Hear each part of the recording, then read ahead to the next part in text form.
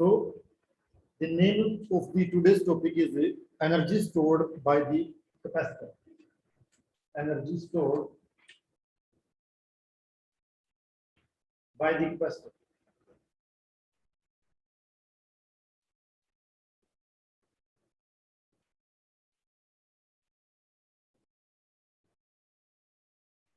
So बच्चों यहाँ पे मामला ये है कि हमने एक पैरेलल प्लेट कैपेसिटर को लिया। तो ये हमारे पास एक पैरेलल प्लेट कैपेसिटर है और इस पैरेलल प्लेट कैपेसिटर को हमने एक एक्सटर्नल पावर सोर्स से कनेक्ट किया और ये डीसी बैटरी है जिससे हमने इसको कनेक्ट किया।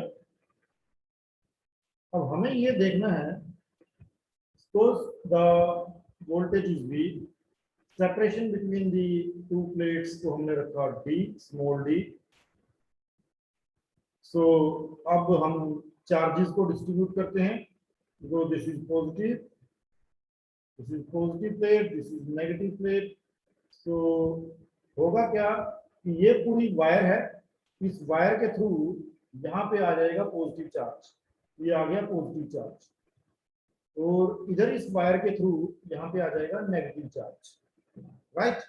सो ये पॉजिटिव चार्ज अब इस प्लेट के ऊपर ऐसे पूरा डिस्ट्रीब्यूट होगा, ये पॉजिटिव चार्ज का डिस्ट्रीब्यूशन होगा।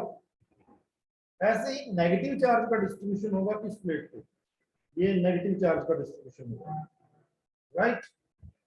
सो आई कैन से बहुत ही क्लियरली हम ये लिख सकते हैं कि ये जो लेफ्ट प्लेट है इसके ऊपर टोटल +2 चार्ज है और जो राइट प्लेट है इसके ऊपर टोटल -2 चार्ज है, ऐसा हम लिख सकते हैं, राइट। क्योंकि यहाँ से पॉजिटिव चार्ज सप्लाई हुआ कितना, +2, यहाँ से नेगेटिव चार्ज सप्लाई हुआ कितना, total -2। Separation between the two plate is D, right. और इसके बीच का जो मीडियम है वो अभी एयर है, एयर, बीच का जो मीडियम है वो एयर है, राइट। सो अब बैटरी ने एनर्जी सप्लाई की होगी ना, बैटरी ने, देखो बैटरी ने इसको एनर्जी दी होगी, ये बैटरी ने इस पैरेलल प्लेट को एनर्जी दी होगी, पक्का एनर्जी दी है ना, एनर्जी दी है। तो हमारे लिए यही है कि बैटरी ने कितनी एनर्जी दी है और इसने कितनी एनर्जी यहाँ पे स्टोर की है। इसके अंदर इलेक्ट्रिक फील्ड होगा बच्चों, इसके अंदर एक ऐसे इलेक्ट्रिक फील्ड होगा पॉजिटिव से नेगेटिव की तरफ। तो इसमें जो एनर्जी स्टोर होती है वो इस इलेक्ट्रिक फील्ड के अंदर ही होगी, इस इलेक्ट्रिक फील्ड के अंदर। और वो इलेक्ट्रिक फील्ड आप लोगों को पता है, वो इलेक्ट्रिक फील्ड कितना होता है, E = V। V ये वोल्टेज है और D separation between the plates है। तो ये इलेक्ट्रिक फील्ड हो गया जिसको हम लिखेंगे, जिसका यूनिट आ जाएगा volt, because V is in volt, distance is in metre, तो ये आ गया वोल्ट पर मीटर। तो ये इलेक्ट्रिक फील्ड आ गया इस कैपेसिटर प्लेट्स के अक्रॉस। अब इस इलेक्ट्रिक फील्ड में ही एनर्जी स्टोर होगी, एनर्जी स्टोर होगी, energy store, energy store, energy store capacitor plate के ऊपर नहीं होती, एनर्जी मेटेलिक प्लेट्स के ऊपर स्टोर नहीं होगी, है ना।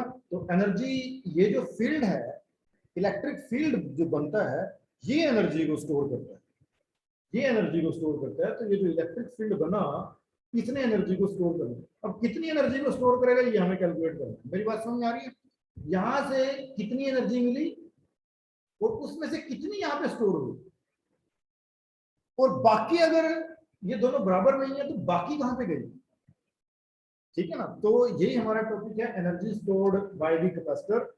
सो हम इसमें एक इक्वेशन लेके चलते हैं कि वर्क डन, है ना, इस कैपेसिटर को चार्ज करने के लिए बैटरी को वर्क करना पड़ेगा, राइट। इस कैपेसिटर को चार्ज करने के लिए बैटरी को वर्क करना पड़ेगा। मेरी बात समझ में आ रही है। देखो यहाँ पे चार्ज डिपॉजिट करने के लिए, पॉजिटिव चार्ज डिपॉजिट करने के लिए और यहाँ पे नेगेटिव चार्ज डिपॉजिट करने के लिए इस बैटरी को वर्क करना पड़ेगा। जैसे मैं आप लोगों को बोलूं कि भाई ये बुक्स उठा के उस टेबल पे रख दो, है ना, बुक्स उठा के एक टेबल से दूसरे टेबल पे रख दो। सो डेफिनेटली आपको बुक उठा के एक टेबल से दूसरे टेबल तक ले जानी है, you have to do work, right. So यहाँ पे भी ऑलरेडी बैटरी के अंदर चार्ज है, बैटरी का चार्ज बैटरी से शिफ्ट करके कैपेसिटर प्लेट तक ले जाना है, तो इसमें वर्क डन करना पड़ेगा ना, है ना। सो अब ये जो वर्क डन है इसके लिए हम लिखते हैं कि ये कितना वर्क डन होगा, तो work done by the battery, work done by the battery, by the battery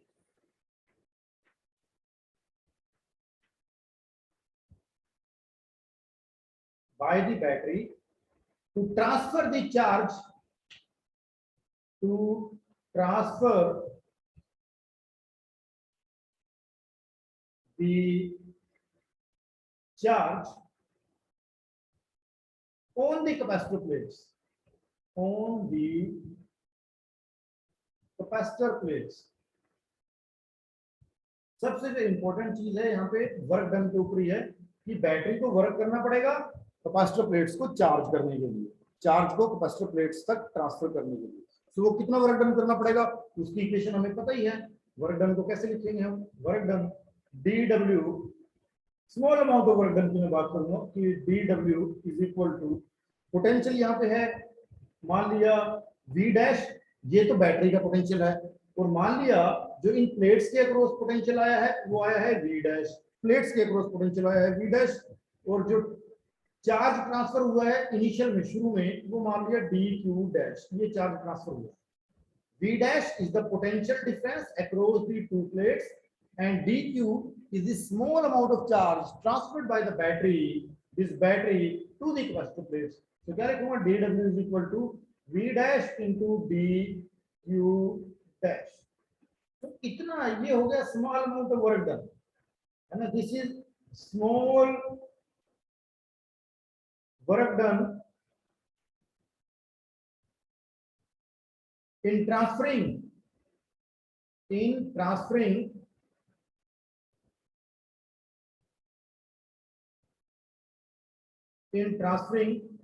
small charge dq, small charge dq। अभी स्मॉल चार्ज dq डैश को ट्रांसफर करने में, मींस इस चार्ज को ट्रांसफर करने में इतना वर्क लगा। तो अब यहाँ पे जो इन प्लेट्स के ऊपर चार्ज शुरू में आया, ये तो फाइनल चार्ज हो गया, लास्ट में जब वो फुल चार्ज हो गया तब हो गया प्लस q माइनस q, पर शुरू में कितना हुआ, ये शुरू में कितना हुआ dq डैश, फिर दोबारा थोड़ा सा होल dq डैश आ जाएगा इसके अंदर, फिर होल इसके अंदर dq डैश आ जाएगा, है ना। तो ऐसे करके चार्जिंग चलती रहेगी चलती रहेगी चलती रहेगी, और finally when it is fully charge तब ये बन गई प्लस q और ये बन गई minus q, when it is fully charge. But initially small amount of work is done, उससे छोटा ही चार्ज ट्रांसफर होगा, वो कितना होगा dq। तो इस इलेक्ट्रिक फील्ड में शुरू में dq डैश चार्ज आया होगा क्योंकि वर्क डन dw हुआ, राइट। सो जब dq डैश ट्रांसफर हुआ उस टाइम पे प्लेट्स का पोटेंशियल डिफरेंस कितना था v डैश, ये वाला v डैश। जब dw वर्क हुआ dq डैश चार्ज ट्रांसफर हुआ, तो प्लेट के अक्रॉस जो पोटेंशियल डिफरेंस रहा v डैश रहा। So this is my equation number 1, equation number 1, right. तो अब हमें निकालना है कि total amount of work done in charging the capacitor up to full charge, means full charge condition क्या है। Now total work done to make the capacitor fully charge, total work done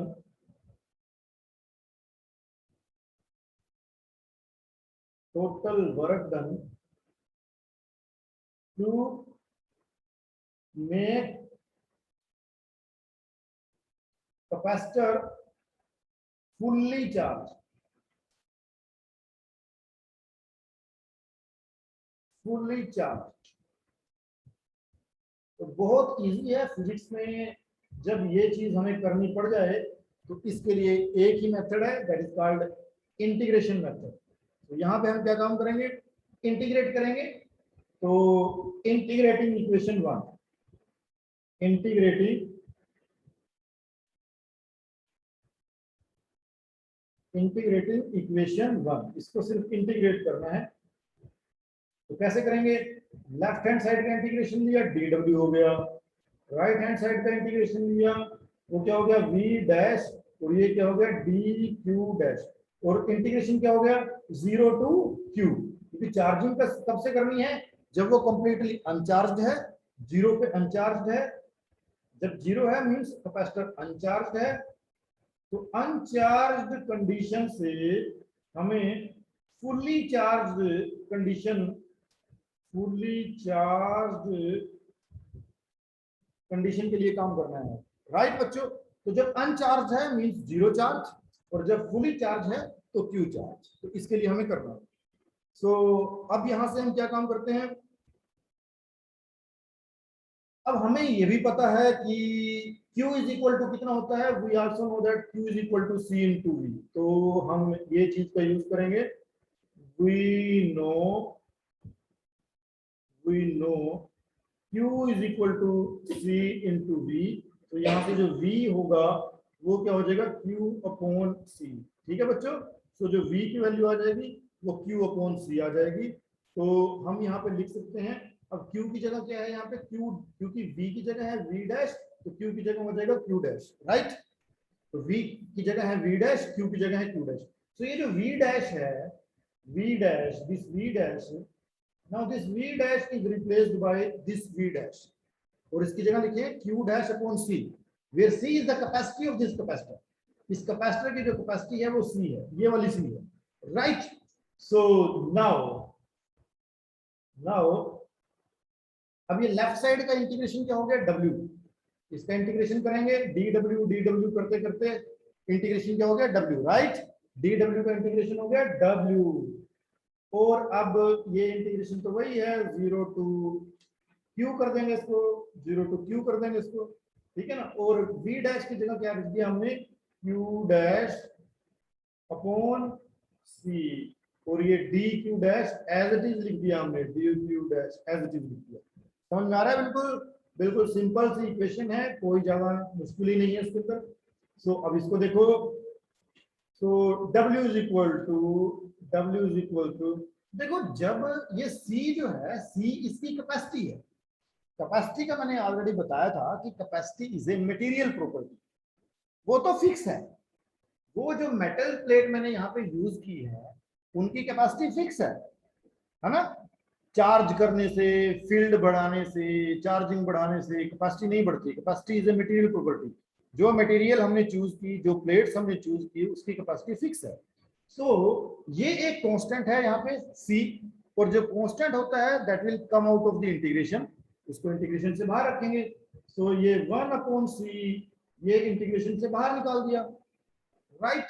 so integration में क्या बचा? Integration में बचा 0 to Q, ये तो इसकी लिमिट आ गई 0 to Q dash into DQ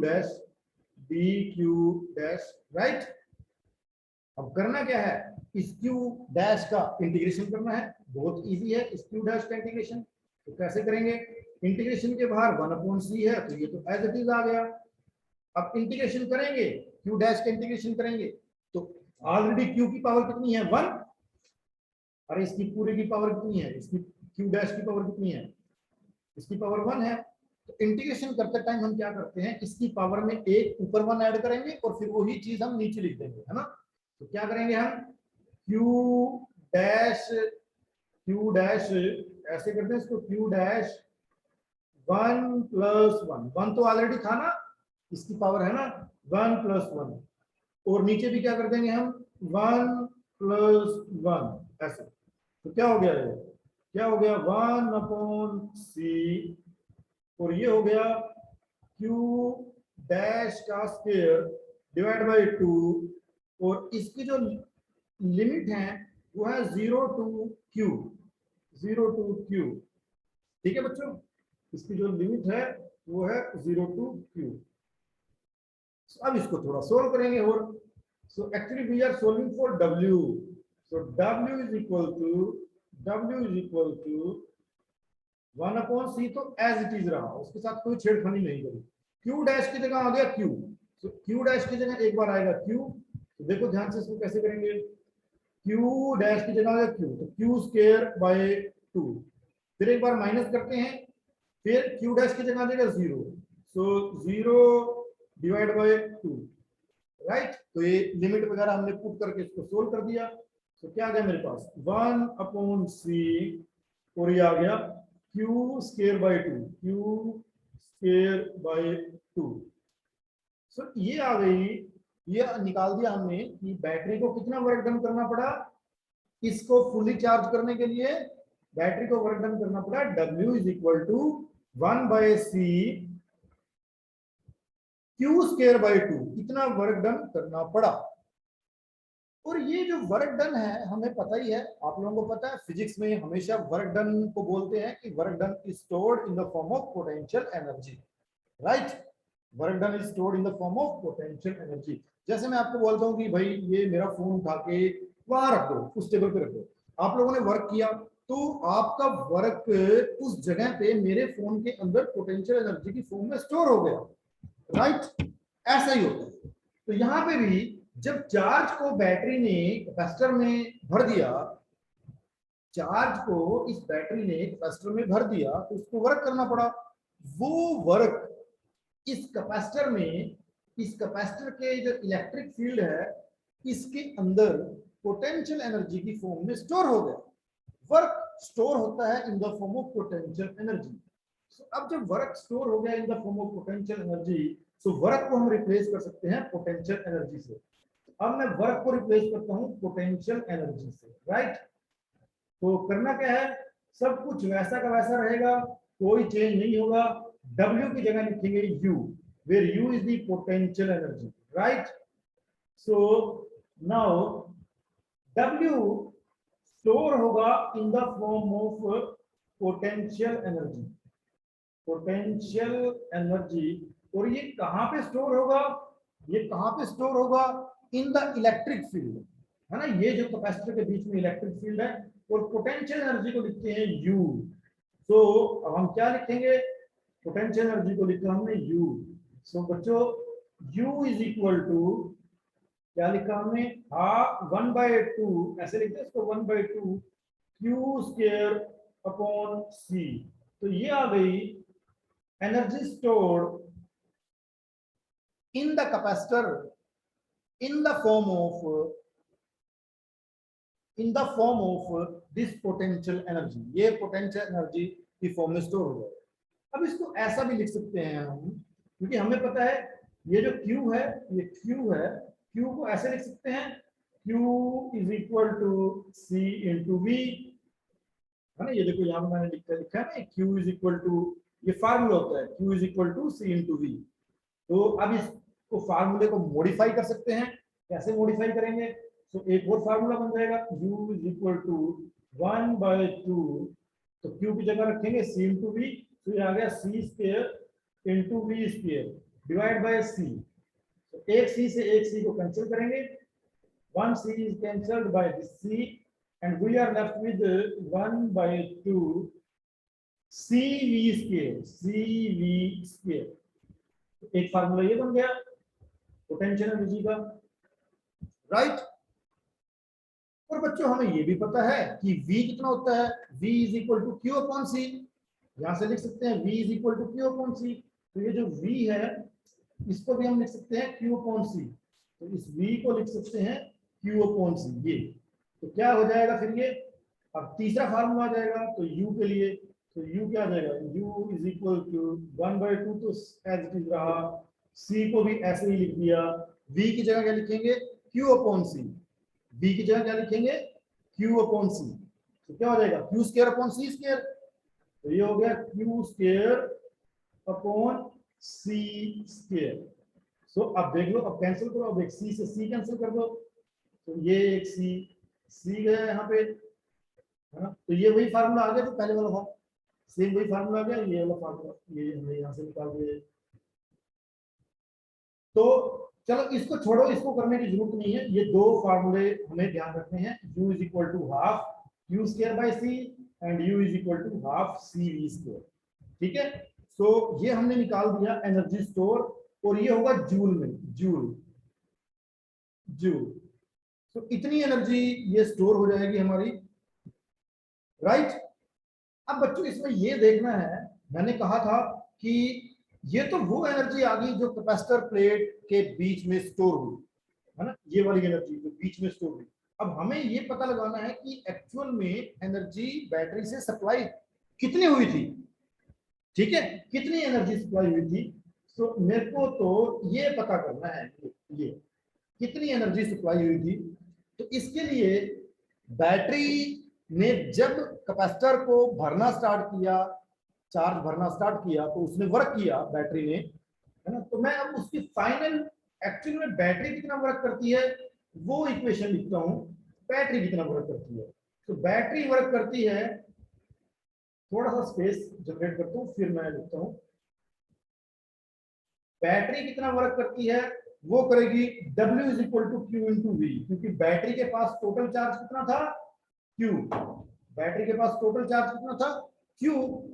तो अब इस बैटरी ने जो वर्क किया वो मेरे को जानना है, ताकि मैं ये पता लगाऊं कि बैटरी ने जो वर्क कितना किया है, तो वर्क से मैं एनर्जी भी निकाल सकता हूं, बैटरी की पोटेंशियल एनर्जी।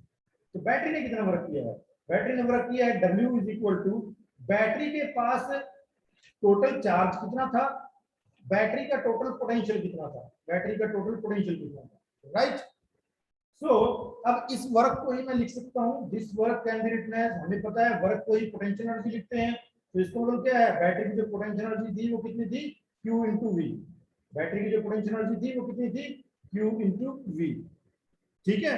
और हम यहाँ पे लिख सकते हैं, हमें पता है V is equal to Q upon C है। तो इस V को कैसे लिख देंगे, V is equal to Q upon C, तो ये कितना हो जाएगा, Q तो पहले ही था और ये ऑलरेडी Q अपॉन C, तो ये कितना हो गया Q स्क्वायर बाय C। तो बैटरी के पास कितनी पोटेंशियल एनर्जी थी, U is equal to Q square by C, battery के पास कितनी पोटेंशियल एनर्जी थी, उसमें से कैपेसिटर को कितनी मिली, half Q square by C, half Q square by C, battery के पास कितनी थी Q स्क्वायर बाय C, और कैपेसिटर को कितने मिली, half Q square by C, 50%।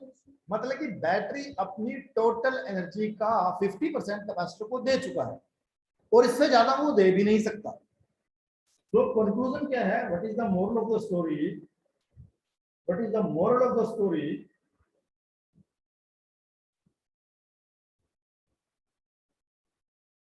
the moral of the story is that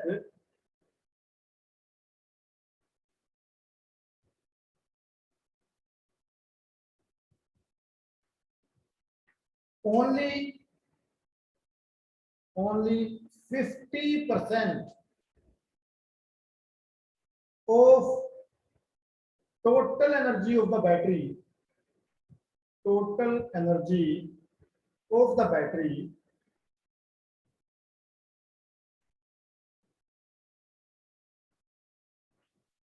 is supplied